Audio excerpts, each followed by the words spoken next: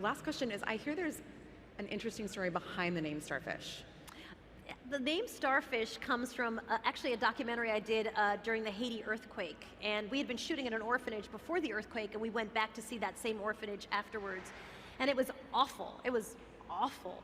I remember opening the back of a box truck, and inside were 25 swaddled babies, and they were all dying because they were feeding them this mix of mush and milk, which infants, newborns can't eat. And so it was literally the most awful experience. And I said to these missionaries, we were doing a story on missionaries who are caring for orphans. And I said, it's like, how do you stay here? There's no light at the end of the tunnel. And Haiti was difficult before the earthquake, and now it's awful. Well, and I remember the missionaries would say to me, well, Soledad, it's the starfish story. I was like, well, what's that? I never even heard of that. So the starfish story goes like this.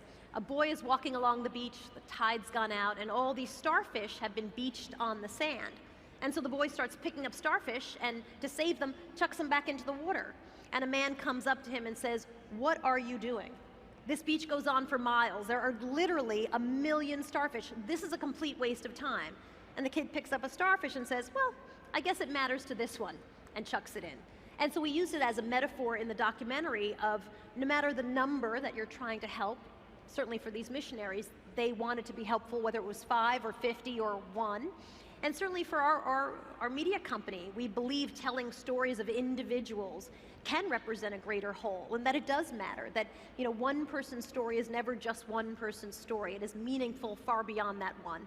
And hence the documentaries that you focus on. Yeah. Soledad, you've been so great to talk with. It was my pleasure. Thanks for having me. Thank you so much. You bet. Pleasure.